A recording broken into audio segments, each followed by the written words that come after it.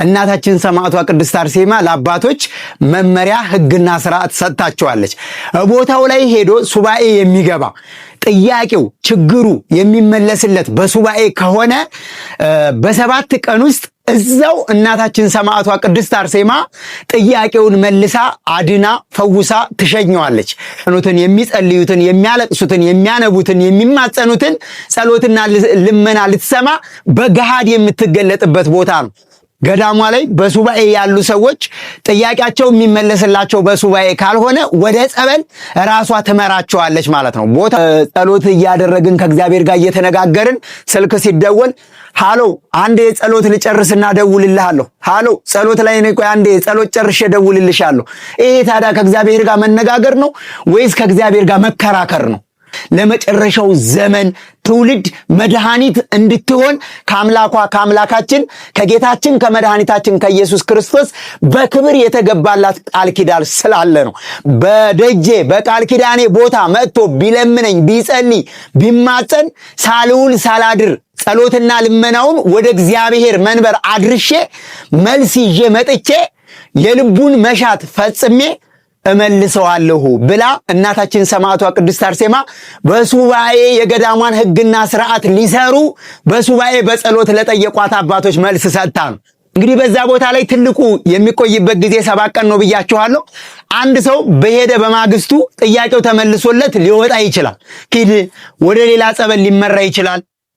በእናታችን በሰማዕቷ በቅድስት አርሴማ መመሪያ ሰጭነት አባቶች በሱባኤ በጸሎት ጠይቀው ራሷ እናታችን ሰማዕቷ ቅድስት አርሴማ በሰጠቻቸው ሕግና መመሪያ ትእዛዝ ስለሆነ ቦታው ላይ የሄደ ሰው ምንም አይነት በሽታ ቢኖርበት፣ ምንም አይነት የሥጋ ደዌ ቢኖርበት፣ ምንም አይነት ጥያቄ ቢኖርበት እናታችን ሰማዕቷ ቅድስት አርሴማ ደጀ ላይ መጥቶ የተማጸነኝ ይርጋለም ቅድስት አርሴማ ከሐዋሳ ከተማ 40 ኪሎ ሜትር ርቀት ላይ ነው የምትገኘው። እንግዲህ ኤልሻዳይ በጎ አድራጎትና መንፈሳዊ የጉዞ ማህበር መስከረም 4 መነሻ መስከረም 7 መመለሻ የ3 ቀን የሱባኤ የጸሎት የጥምቀት ስርዓት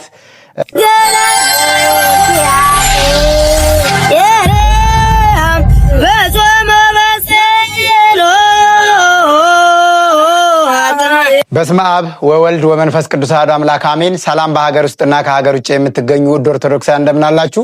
እኛ ደህና ነን፣ እግዚአብሔር ይመስገን። ይህ ቪዲዮ ለብዙ ኦርቶዶክሳውያን እንዲደርስ ሼር፣ ላይክ፣ ሰብስክራይብ በማድረግ ሐሳብ አስተያየታችሁን ኮሜንት ላይ በመጻፍ ለብዙ ሰው እንዲደርስ አድርጉልን። ይህ ኤልሻዳይ ኦርቶዶክሳዊ ሚዲያ ነው። እኔ ወንድማችሁ አላየ አጠር ያለ መረጃ ላደርሳችሁ ከእናንተ ጋር ቆይታ ላደርግ መጥቻለሁ። እስከ መጨረሻው ድረስ አብራችሁኝ ሁኑ። ወደ ይርጋለም ቅድስት አርሴማ ጉዞ እየተመዘገባችሁ ያላችሁ ኦርቶዶክሳውያንና ለመመዝገብም እያሰባችሁ ያላችሁ ምዕመናንና ምዕመናት ባሉን ውስን ቦታዎች ቀድማችሁ እንድትመዘገቡ ምዝገባ የሚቆየው ነሐሴ 30 ድረስ ስለሆነ ይህንን መንፈሳዊ በረከት ከኛ ጋር በመጓዝ የበረከቱ ተካፋይ እንድትሆኑ በቅድሚያ ማሳሰብ ፈልጋለሁ። እንግዲህ ስለ ይርጋለም ቅድስት አርሴማ ስለ ቦታው ቃል ኪዳን፣ ስለ ቦታው ሕግና ደንብ ስርዓትና መመሪያ የማታውቁ እህቶች ወንድሞች ልትኖሩ ስለምትችሉ በማሰብ የቦታውን ሕግና ስርዓት ወደ ቦታው ስትሄዱ የሚያስፈልጋችሁን ነገር መረጃ ልሰጣችሁ መጥቻለሁ ማለት ነው። ይርጋለም ቅድስት አርሴማ ከሐዋሳ ከተማ 40 ኪሎ ሜትር ርቀት ላይ ነው የምትገኘው። እንግዲህ ኤልሻዳይ በጎ አድራጎትና መንፈሳዊ የጉዞ ማህበር መስከረም 4 መነሻ መስከረም 7 መመለሻ የ3 ቀን የሱባኤ የጸሎት የጥምቀት ስርዓት በቦታው ላይ እያከናወንን ቆይተን የምንመለስበት የሱባኤ ጉዞ አዘጋጅተናል። ይርጋለም ቅድስት አርሴማ ላይ ስትሄዱ መቆየት የሚቻለው በዋናነት ከ16 ፍልሰታ ለማርያም ጾም ውጪ የትኛውም ሰው ገዳሟ ላይ ሄዶ መቆየት የሚችለው 7 ቀን ብቻ ነው። ትልቁ መቆየት የሚቻልበት ቀን 7 ቀን ብቻ ነው። ይህም ለምን ሆነ ካላችሁኝ አንደኛ እንደኛ እንደ ሰውኛ አስተሳሰብ በቦታው ላይ ሰው እየሄደ ሲጠራቀም፣ ሰው እየሄደ ሲቆይ፣ ቦታው ላይ እየሄደ ብዙ ጊዜ ረጅም ጊዜ ሰው ሲቆይ ቦታው ላይ አንደኛ የቦታ ጥበት እንዳይፈጠር፣ ሁለተኛ ደግሞ ሰው ቦታው ላይ እየሄደ በሚቆይበት ጊዜ የቦታውን ስርዓት ከመልመድ የተነሳ እየተዳፈረ በመሄድ ከፍራቻ ይልቅ መደፋፈር ይመጣና ቦታው ላይ ያለውን ሕግና ስርዓት በመጣስ ብዙ ነገሮች እንዲፈራርሱ፣ ብዙ ነገሮች የገዳሙ ሕግና ስርዓቶች እዛ ቦታው ላይ ብዙ ጊዜ እየቆየ በመጣ ቁጥር ከመላመድ አንጻር ከሚፈጽማቸው የሚያፈርሳቸው ሕግጋቶች ስለሚበልጡ ይህ ነገር እንዳይሆን ቦታው ላይ ሰው ብዙ ጊዜ እንዳይቆይ ይደረጋል ማለት ነው። ዋናውና መሰረታዊ ነገሩ ግን ገዳሙ ላይ የተሰራው ሕግና ስርዓት በእናታችን በሰማዕቷ በቅድስት አርሴማ መመሪያ ሰጭነት አባቶች በሱባኤ በጸሎት ጠይቀው ራሷ እናታችን ሰማዕቷ ቅድስት አርሴማ በሰጠቻቸው ሕግና መመሪያ ትእዛዝ ስለሆነ ቦታው ላይ የሄደ ሰው ምንም አይነት በሽታ ቢኖርበት፣ ምንም አይነት የስጋ ደዌ ቢኖርበት፣ ምንም አይነት ጥያቄ ቢኖርበት እናታችን ሰማዕቷ ቅድስት አርሴማ ደጀ ላይ መጥቶ የተማጸነኝን በጸሎት የጠየቀኝን ከ7 ቀን የበለጠ ደጅ ጽናት በደጄ ላላስጸናውና ላላስቆየው ቃል ኪዳኔ ነው ብላ እናታችን ሰማዕቷ ቅድስት አርሴማ ለአባቶች መመሪያ ሕግና ስርዓት ሰጥታቸዋለች። ቦታው ላይ ሄዶ ሱባኤ የሚገባ ጥያቄው ችግሩ የሚመለስለት በሱባኤ ከሆነ በ7 ቀን ውስጥ እዛው እናታችን ሰማዕቷ ቅድስት አርሴማ ጥያቄውን መልሳ አድና ፈውሳ ትሸኘዋለች። ወይም ደግሞ በሱባኤ ካልሆነ የሚመለስለት የሚድነው የሚፈወሰው በአርምሞ በሱባኤ በጸሎት ካልሆነ እዛው ቦታው ላይ ጸሎት እያደረገ ጸሎቱ ሳይቋረጥ ጸሎት እያደረገ ነገር ግን ደጇ ላይ በሚገኘው ፈዋሽ ጸበሏ እንዲጠመቅ እንዲጠጣ እምነት እንዲቀባ በማድረግ ከነበረበት የሱባኤ የአርምሞ አዳራሽ ወደ ጠበል ወይም ደግሞ ወደ ጥምቀት አዳራሽ እንዲቀየር ራሷ በቀጥታ በህልም በራእይ በመልእክት ራሷ በመገለጽና በማናገር መልእክትና ትእዛዝ ትሰጣቸውና ገዳሟ ላይ በሱባኤ ያሉ ሰዎች ጥያቄያቸው የሚመለስላቸው በሱባኤ ካልሆነ ወደ ጸበል ራሷ ትመራቸዋለች ማለት ነው። ቦታው ላይ እንግዲህ የሴቶችም የወንዶችም መጠመቂያ ሰፊ የሆነ አገልግሎት የሚሰጥ ጠበል አለ። ቦታው ላይ የሚሰጠው አገልግሎት በመጀመሪያ ጠዋት ቦታው ጠበሉ ላይ ማለት ነው። ጠበሉ መጠመቅ ከመጀመሩ በፊት ኪዳን ይደረሳል፣ ማጥንት ይታጠናል፣ ገድል ይነበባል።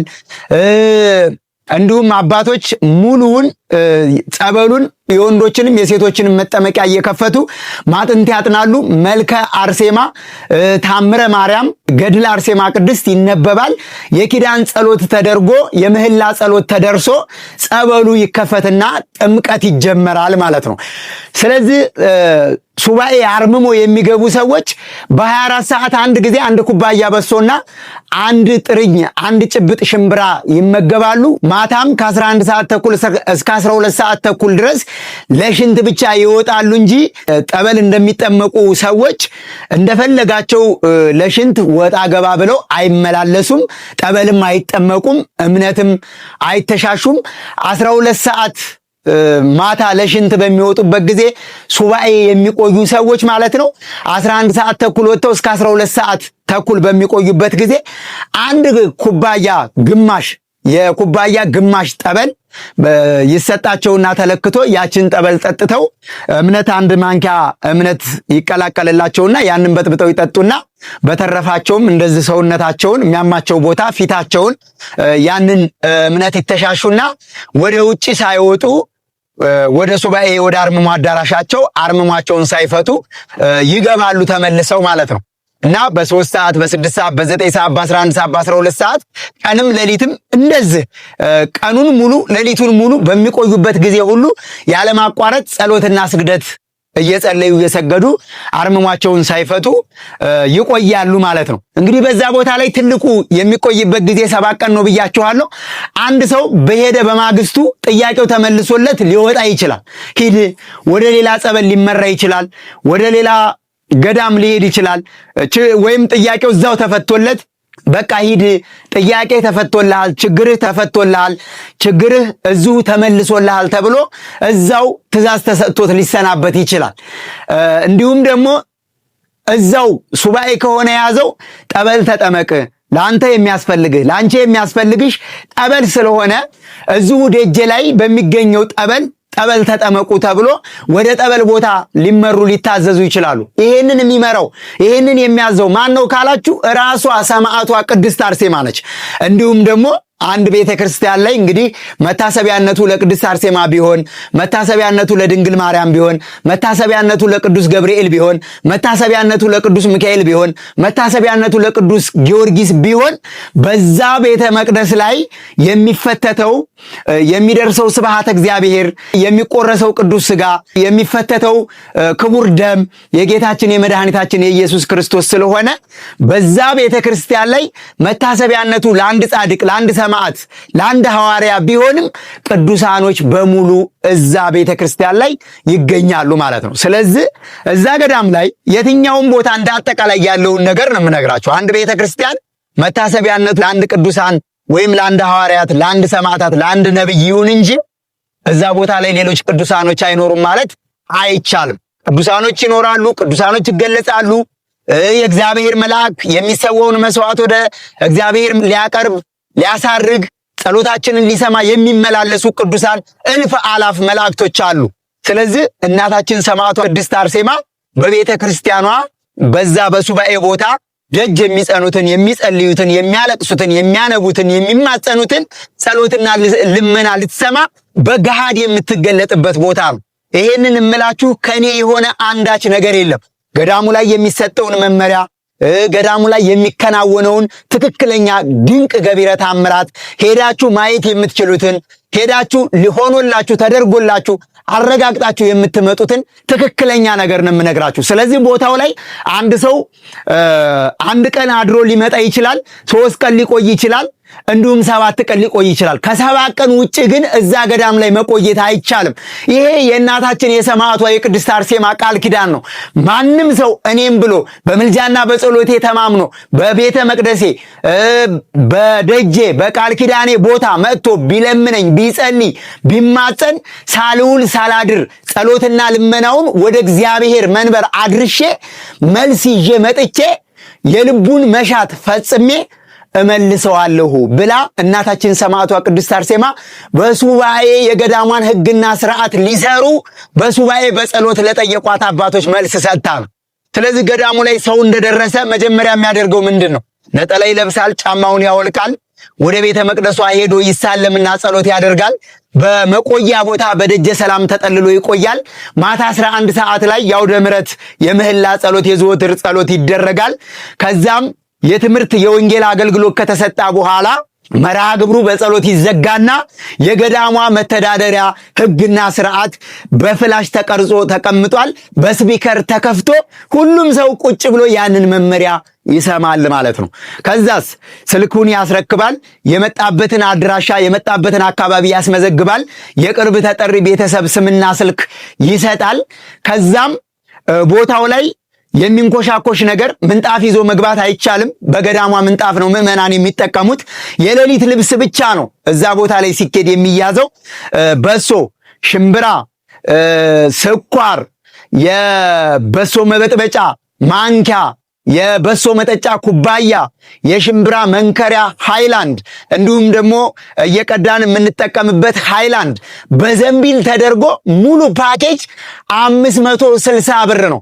አንድ ሰው ከየትኛውም ቦታ ወደ ገዳሟ ሲመጣ ምንም አይነት ስንቅና ትጥቅ ይዞ ወደ ገዳሟ ባይሄድ 560 ብር ብቻ ከያዛችሁ የበሶ መበጥበጫ፣ የበሶ መጠጫ ኩባያ፣ ማንኪያ፣ ሃይላንድ፣ ሽምብራ መንከሪያ እንዲሁም ውሃ የምትቀዱበት መታጠቢያ ምናምን የምትጠቀሙበት ሃይላንድ፣ ዘንቢል፣ ሽምብራ፣ ስኳር፣ በሶ እዛ ቦታ ላይ ለምትቆዩበት ጊዜ የሚበቃችሁ ሰማዕቷ ቅድስት አርሴማ በሰጠቻቸው መመሪያ መሰረት በቀን 1 ጭብጥ ሽምብራ፣ በቀን 1 ኩባያ በሶ የምትጠቀሙትን ስንቅ በ560 ብር ገዝታችሁ እዛው ገዳሙ ላይ ሳይተርፋችሁ ሳያንሳችሁ እዛው ገዳሙ ላይ ስትጠቀሙ ቆይታችሁ መምጣት ትችላላችሁ ማለት ነው። እና እናታችን ሰማዕቷ ቅድስት አርሴማ በዛ ገዳም ላይ የምታደርገው ድንቅ ነገር በዚህ ዘመን በተለይ ከአይምሮ በላይ ነው፣ ከአይምሮ በላይ።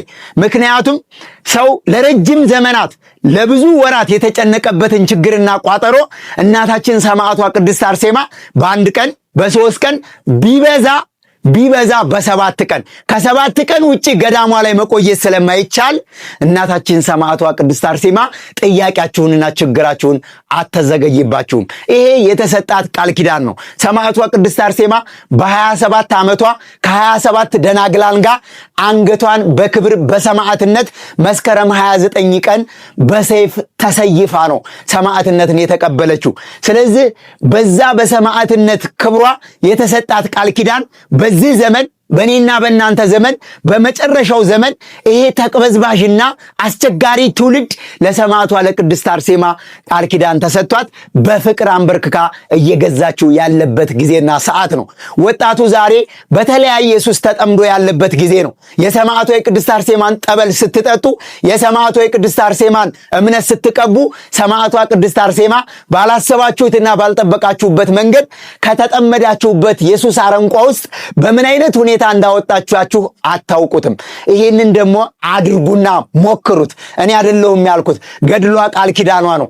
ሰማዕቷ ቅድስት አርሴማ በዚህ ዘመን ሳትውል ሳታድር ጥያቄያችንን የምትመልስበት ትልቁ ምክንያት ለመጨረሻው ዘመን ትውልድ መድኃኒት እንድትሆን ከአምላካችን ከጌታችን ከመድኃኒታችን ከኢየሱስ ክርስቶስ በክብር የተገባላት ቃል ኪዳን ስላለ ነው።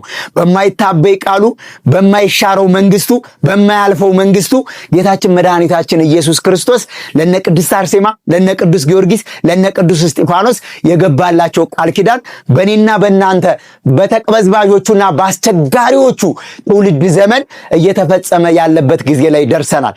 ወደ ቀድሞ ነገሬ ስመልሳችሁ ይርጋለም ቅድስት አርሴማ ላይ ጠበል ስትጠመቁ ስርዓቱ እንዴት ነው ካላችሁ፣ ጸበል የሚጠመቅ ሰው ሲመዘገብ ጠበል ከሆነ ጠበል፣ ሱባኤ ከሆነ አርምሞ ከሆነ አርምሞ ለይቶ ይመዘገባል።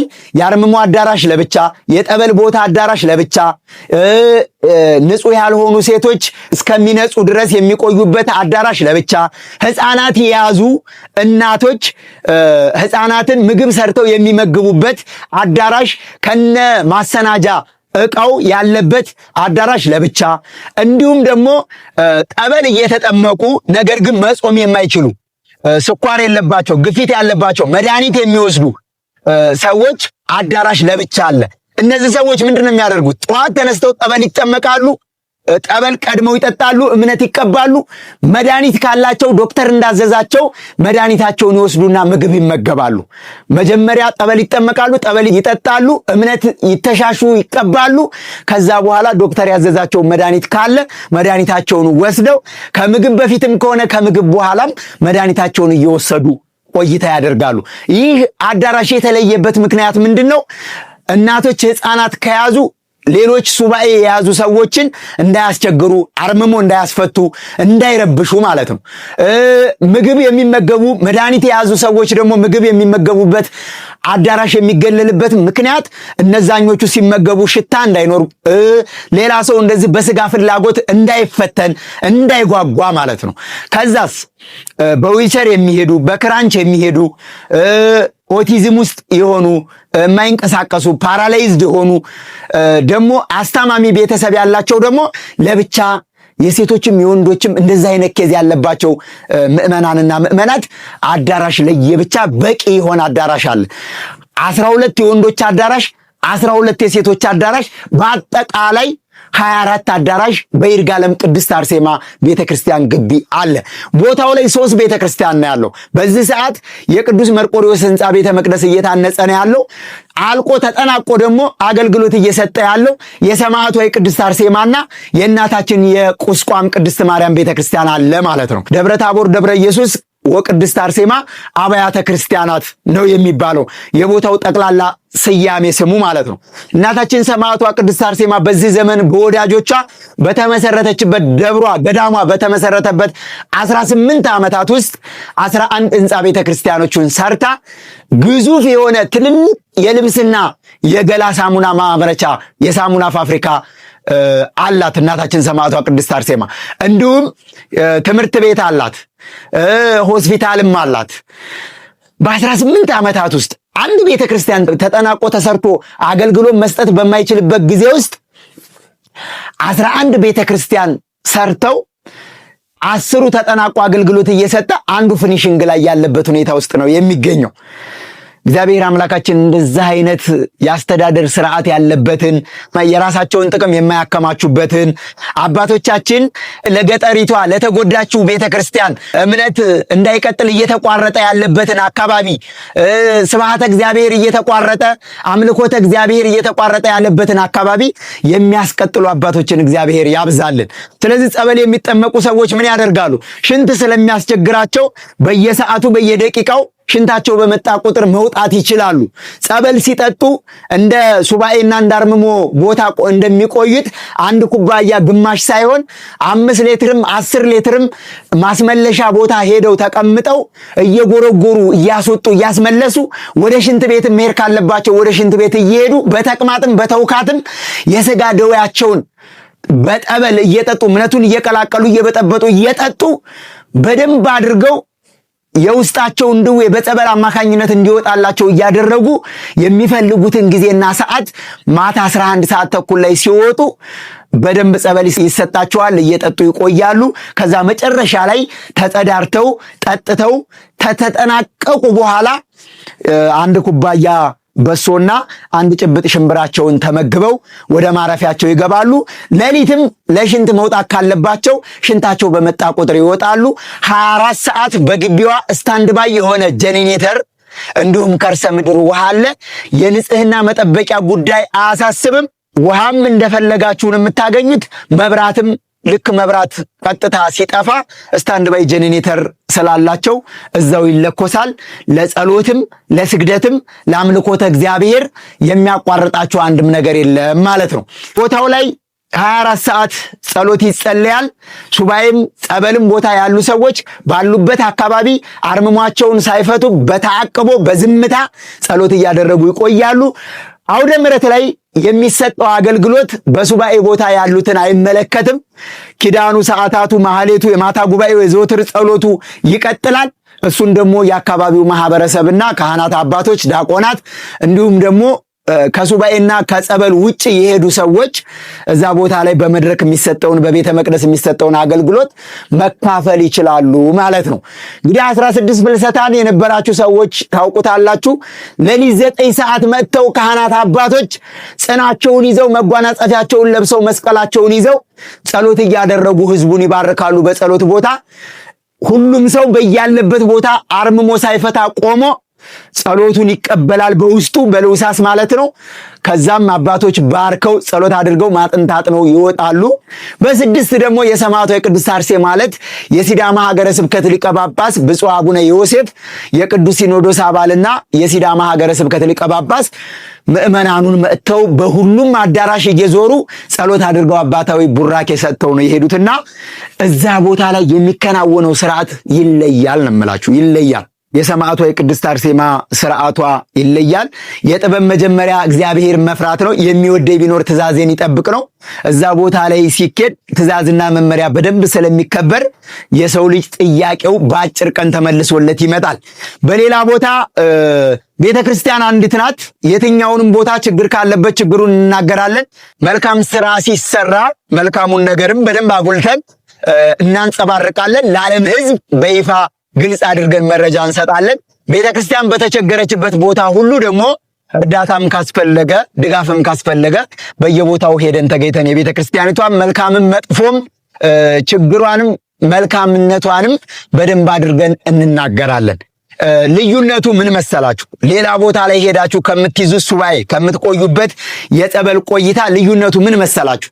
አንዳንድ ቦታ ላይ ስትሄዱ በጸሎት ሰዓት ሲደወል ስልክ እያነሳችሁ እያወራችሁ አዳራችሁ ያደራችሁትን በህልማችሁ ያያችሁትን ራእይ እንቅልፍም የተኝ እንደው አስተዳደራችሁን ጠዋት ደውላችሁ ለቤተሰብ ለጓደኛ የምትዘግቡበት ቦታ አለ።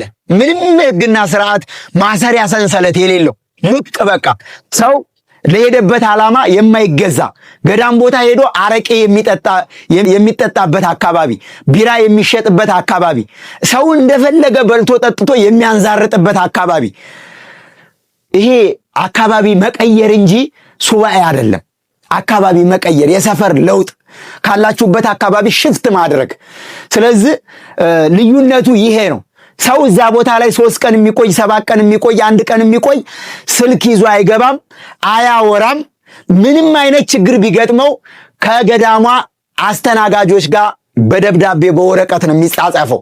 ገፋኝ፣ ልፍ በልልኝ፣ ጠበበኝ፣ ተቸገርኩ፣ ሞቀኝ፣ በረደኝ። በንግግር ጭራሽ አይገለጹም እነዚህ ነገሮች። የለም ስልክ ማውራት አይቻልም። ገዳሟ ላይ ስልካችሁን ስዊች አድርጋችሁ ዘግታችሁ አስረክባችሁ ነው የምትገቡት። ወንዶች ሴቶች ፈትሸው ነው የሚያስገቧችሁ። የሚንኮሻኮሽ ነገር ሶፍት ከነወረቀቱ ይዞ መግባት አይቻልም። በፌስታል የተቋጠሩ ነገሮችን ይዞ መግባት ፈጽሞ የተከለከለ ነው፣ አይቻልም። እውነት እዛ ቦታ ላይ የሚከበረው ሕግ እንኳንና የአንድ ግለሰብ ጥያቄና ጸሎት እውነት ሰው ወደዛ ቦታ ወይም በቤተ ክርስቲያን እንዳጠቃላይ እንደዚህ አይነት ሕግና ስርዓቶች ቢከበሩ እውነት የሀገራችንም ጥያቄ የዓለምም ውጥንቅጥ ሁሉም ነገር ይፈታ ነበረ። አሁን ታዲያ ጸሎት ከእግዚአብሔር ጋር መነጋገር ነው ይባላል።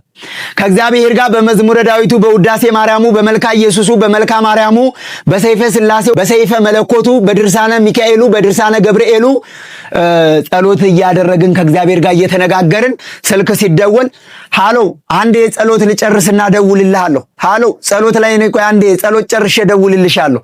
ይሄ ታዲያ ከእግዚአብሔር ጋር መነጋገር ነው ወይስ ከእግዚአብሔር ጋር መከራከር ነው? እውነቴን የምነግራችሁ እዛ ቦታ ላይ ጸሎት የማያደርግ ውዳሴ ማርያም ማንበብ የማይችል ሰው እንኳ ቢሄድ በዝምታ ውስጥ በሚኖረው ቆይታ ራሱን የሚያይበት ድንቅ መስታወት በስተጀርባም በስተፊትም አለ። በጣም ይገርማል፣ ያስደንቃል። እውነቴን ነው የምነግራችሁ። እናታችን ሰማዕቷ ቅድስት አርሴማ ለዚህ ዘመን ትውልድ የተሰጠች ነች። ሰማዕቱ ቅዱስ ጊዮርጊስ ለዚህ ዘመን ትውልድ የተሰጠ ነው። ሰማዕታቶች ለዚህ ዘመን ትውልድ የተሰጡ ናቸው። እግዚአብሔር በየዘመኑ እያስነሳ ድንቅ ስራውን የሚሰራባቸው ድንቅ የሱ ታዛዦች የሱ ተላላኪዎች አሉ። ቀድሞ በአባቶቻችን በሐዋርያት፣ ቀድሞ በነቢያት፣ ቀድሞ በነበሩት በየዘመኑ በነበሩት በአባቶቻችን በነ አብርሃም፣ በነ ሙሴ፣ በነ ይስሐቅ፣ በነ ያዕቆብ፣ በነ ዮሴፍ፣ በነ ዳንኤል፣ በነ ቅዱስ ዳዊት ብዙ ድንቅ ነገርን እግዚአብሔር በየዘመኑ ስራ ሰርቷል። እስካሁን ትውልድ የማያውቃቸው ገና እግዚአብሔር በጊዜና በሰዓቱ ድንቅ ስራውን ክብሩን የሚገልጽባቸው ደግሞ አሉ። እንደ ምሳሌ ብንወስድ 7ቱ ሊቃነ መላእክት፣ ከ7ቱ ሊቃነ መላእክት መካከል 2ቱ በአዲስ አበባ ውስጥ መታሰቢያ ቤተክርስቲያናቸው የለም፣ በገድላቸው ብቻ የምናውቃቸው በአዲስ አበባ ውስጥ ቤተክርስቲያን ተሰርቶላቸው ትውልዱ የማይጠቀምባቸው መላእክቶች አሉ። እንደ ምሳሌ ስንወስድ ቅዱስ ሚካኤል በየቦታው በየሰፈራችን መታሰቢያ ቤተክርስቲያኑ አለ፣ እናውቀዋለን። ቅዱስ ገብርኤል፣ ቅዱስ ፋኑኤል፣ ቅዱስ ሩፋኤል፣ ቅዱስ ራጉኤል እነዚህ 5ቱ ሊቃነ መላእክት አዲስ አበባ ላይ ወይም በገጠሪቷ ክፍለ ሀገር ስንንቀሳቀስ አብያተ ክርስቲያናታቸውን፣ ጸበላቸውን፣ ገዳማቸውን እናገኛለን። ከ7ቱ ሊቃነ መላእክት መካከል ቅዱስ አፍኒንና ቅዱስ ሳቆኤል አዲስ አበባ ላይ ቤተክርስቲያናቸው አለ? የለም፣ አይታወቁም።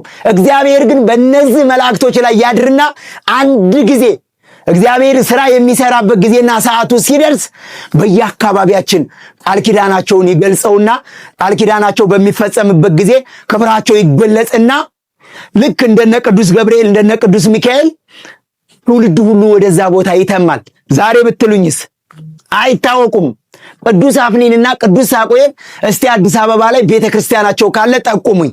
የለም። አክሱም ላይ ነው፣ በነገስታቱ አካባቢ አክሱም ላይ ነው የሚገኘው ገዳማቸው። እንደዚህ ብዙ ቦታ የለም፣ አንዳንድ ቦታ አለ። እንደ ምሳሌ ብንወስድ ከ9ኙ ቅዱሳን መካከል አቡነ አረጋዊ ናቸው ቤተክርስቲያናቸው በአዲስ አበባ የሚገኘው የሚታወቀው። እና አባ ጉባ እና አባ ገሪማ በአንዳንድ ቦታ እንደዚህ በገጠር ክፍለ ሀገርም ቢሆን አንዳንድ ቦታ ላይ እንደዚህ በስምም ቢሆን ይታወቃሉ። እና አባ ሊቃኖስ እና አባ ጴንጤሊዮን እና አባ አፍሴ እና አባ ጽህማ እና አባ አሌፍ አብያተ ክርስቲያናታቸው አዲስ አበባ ላይ አለ? የለም። አንድ ቀን ግን እግዚአብሔር በዘመኑ ጊዜና ሰዓቱ ሲደርስ እነዚህን ቅዱሳኖች ሊያሳውቃቸው ሲፈልግ ቃል ኪዳናቸው እንዲፈጸም ያደርግና ክብራቸውን ይገልጸዋል። ከዛስ ትውልድ ይጠቀምባቸዋል፣ ይታወቃሉ። በቃል ኪዳናቸው ዓለም ትድናለች፣ ዓለም ትባረካለች። ስለዚህ ዛሬ ላይ ሰማዕቷ ቅድስት አርሴማ፣ ሰማዕቱ ቅዱስ ጊዮርጊስ ገቢረ ተአምራታቸው ተገልጾ ቃል ኪዳናቸው እየተፈጸመ ነው እና ይሄ ትውልድ መጠቀም አለበት። በተለይ ይርጋለም ቅድስት አርሴማ ላይ በተለያየ አማራጭ መሄድ አለባችሁ። በጉዞ ፕሮግራም እንድትሄዱ ስለፈለግኩ አይደለም። ጉዞ የተዘጋጀው ከአዲስ አበባ ሐዋሳ 1500 ብር ነው። ከሐዋሳ ይርጋለም ቅድስት አርሴማ 200 ብር ነው። ስትሄዱ ብቻ 1700 ብር ታወጣላችሁ። ስትመለሱም 1700 ብር ታወጣላችሁ። እኛ ጉዞ ያዘጋጀነው 3500 ብር ከመንፈሳዊ አገልግሎት ጋር መኪናው እዛው ድረስ ቆሞ ጠብቋችሁ፣ ገዳሙ ላይ ስትደርሱ ዕቃ ብትረሱ፣ መኪና ውስጥ ዕቃ ብታስቀምጡ መኪናው የትም ሳይሄድ እዛው ጠብቋችሁ ነው። በግልም ብትሄዱ ይሄን ብር ታወጣላችሁ።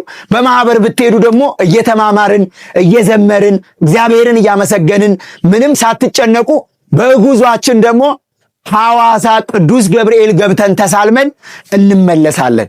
ጠበል የምትፈልጉ ጠበል እየተጠመቃችሁ፣ ሱባኤ የምትፈልጉ ከሰማዕቷ ከቅድስት አርሴማ ጋር ባርምሙ መነጋገር የምትፈልጉ እዛው 7ቱን የጸሎት ሰዓታት ሳታቋርጡ ስግደታችሁን እየሰገዳችሁ ጸሎታችሁን እያደረጋችሁ ለ3 ቀን ቆይታ አድርጋችሁ በ3ኛው ቀን ስትወጡ ጠበሏን ተጠምቃችሁ በሰማዕቷ በቅድስት አርሴማ ቃል ኪዳን ተፈውሰን ምሕረትን አግኝተን መስከረም 6 ቀን የእናታችን የሰማዕቷ የቅድስት አርሴማን ወርሃዊ መታሰቢያ በዓል በደጇ ላይ በሱባኤ በጸሎት እየተማጸና ጸሎት እያደረግን እደጇ አሳልፈን መስከረም 7 ቀን እንመለሳለን። መነሻ መስከረም 4 ሰኞ፣ መመለሻ መስከረም 7 ሐሙስ ወደ ይርጋለም ቅድስት አርሴማ ኤልሻዳይ በጎ አድራጎትና መንፈሳዊ የጉዞ ማህበር ጉዞ አዘጋጅቶላችኋል።